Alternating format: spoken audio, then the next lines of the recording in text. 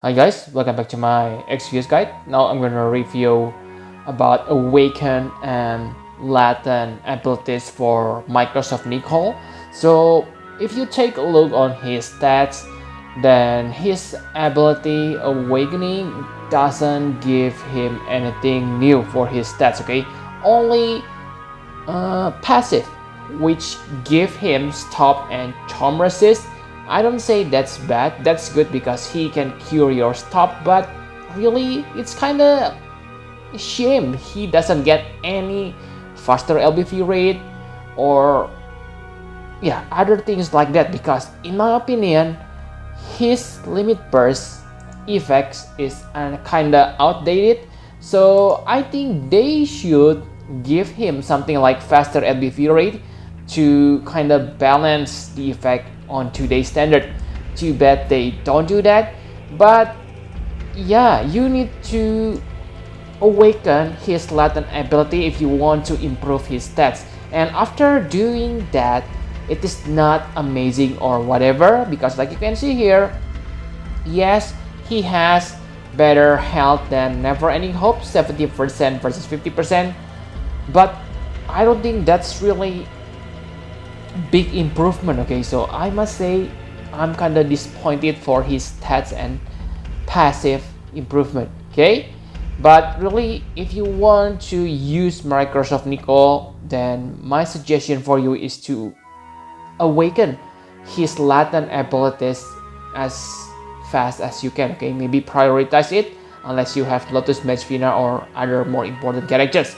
So enough about stats, now let's talk about his abilities. So the first ability awakening is Iceberg Stance, and I must say this one is pretty decent because like you can see here, he has two 100% ice and water resist. For this ability, I cannot compare him with other buffer because each buffer has something like specialty. For Hope, he has light and dark. For Sylvie, he has that earth, thunder, and light resist, which is really amazing. But one thing I can say for Microsoft Nichol is this buff gonna be useful when you fight Octopus Teacher Trial, because on that battle you need to have water and dark resist, and you see this Microsoft Nichol also has dark resist buff. Okay, so yeah, very good when you need it. So should you awaken this? Maybe if you want to tackle that Octopus Teacher, then you should awaken this, but if not, it is not your priority. Next, Magic Restorative Stance. I must say this one is decent but maybe unnecessary. Okay, I don't say it is useless, but maybe unnecessary. I use this frequently on something like story event, okay, to farm easily, because yeah, on story event, on weapon or enhancement event, because I can simply repeat the process, okay, without worrying about without worrying about my MP. So I think on that battle on weapon enhancement or 40 MP per cast are already good enough for me. So yes, this is good but maybe not necessary, so this is not your priority. Next, Courageous Stance and Fortune Stance. This is improved version of the Japan, because the Japan still break your attack, but on the global they remove this stats break. Okay, so on the Japan, after awakening, you need to have something like all stats break resist to prevent the break. So it is really nice improvement, but again, I don't want to say bad thing, but yeah, 135% it is better, but it is not that higher. It is not it, I mean, that's not much better, because Never Ending Hope has 130%. For Sylvie, if I remember correctly, she has 120%. So if you already have those two, I don't think it is worth to use your support Chris to upgrade these two buffs. Like you can see here, it is expensive, guys. Okay, so unless you have lots of support Chris, I don't think you should awaken this.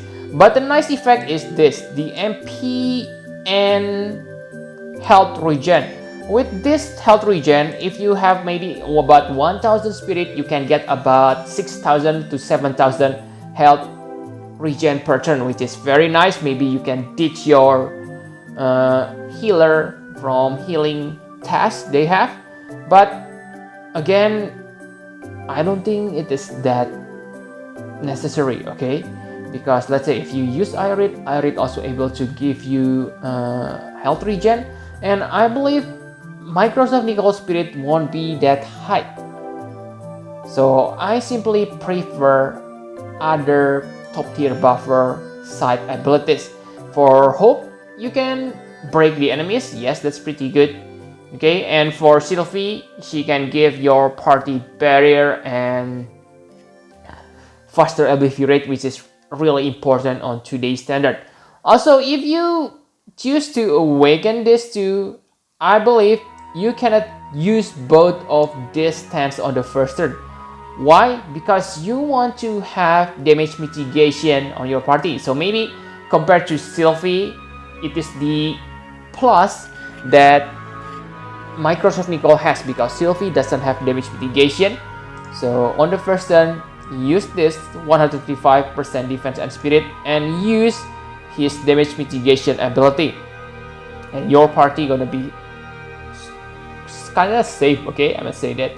And that's it, guys. Those are the abilities awakening, and it is not bad, but I'm kind of disappointed. I hope they kind of give him something like break or elements resist, because on today's standard you really need to have those buff.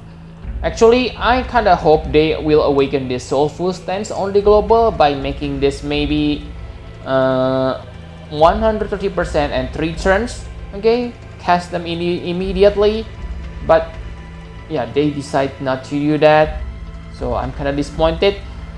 Again, if you want to use Microsoft Nichol to the fullest, then in my opinion you need to have his latent abilities, because really guys, without his latent abilities, I must say Microsoft Nichol, while still usable, not have any edge compared to other buffers. But because of this latent abilities, this will make him quite good, because you can get 50% damage mitigation from the first turn. This is really good, guys. Okay, because 50% is really huge. And let's say if you pair him with Sacred Shield Charlotte, then I believe after 3 turns, your Sacred Shield Charlotte LB gonna be ready. So I believe it is easy to maintain your 50% damage mitigation throughout the battle if you combine those two. But let's say you don't have Sacred Shield Charlotte, you use Awaken Rain or other AoE magic tank, then it is still good, because you can use this unstoppable stance and with this barrier stance, okay, you can use this to complement each other. So you will have about 40 to 50% mitigation buff, okay, on throughout the battle. So that's quite good. But really guys, without break or elements resist, I don't think he can shine compared to Sylvie. Okay, that way if you use Microsoft Nichol, then your best bet is to have Volca as your healer, because really guys, on today you almost always need all elements, stop or charm resist. Okay, I talk about hard battle. Okay, for normal weekly trial, you don't need that, and Microsoft Nichol is still perfectly usable. But for harder trial, that can be dangerous, entering the battle without that elements and break resist. Okay, so that's the thing I don't like about Microsoft Nichol. And he also has 80% magic stats. I must say it's quite high compared to other buffer. It is because he can chain with flood. Where is flood? Yeah, flood.